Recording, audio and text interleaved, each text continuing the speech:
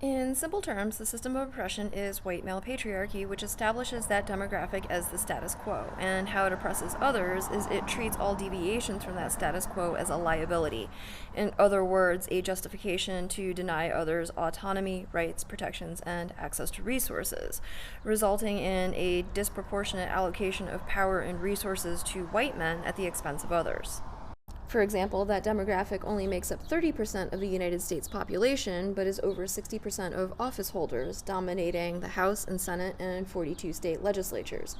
By contrast, women make up 51% of the United States population, but only 31% of office holders, and people of the global majority make up 40% of the United States population, but only 13% of office holders.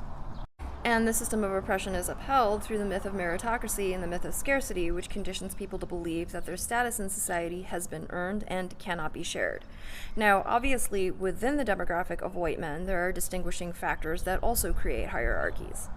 For example, a study from the University of Michigan showed that in STEM careers, white, heteronormative men without disabilities experience more social inclusion, professional respect, career opportunities, and have higher salaries than members of 31 other categories by race, gender, LGBTQ+ status, and disability status. And that these advantages could not be attributed to things like education level, skill, knowledge, job commitment, family responsibilities, or work effort. Now, you yourself provided an excellent example of how people who benefit from these systems often gaslight the people who are harmed by framing your willful ignorance as our lack of understanding. But as a bonus lesson, your unfamiliarity with and ability to ignore the harms and struggles that others experience but you do not is called privilege.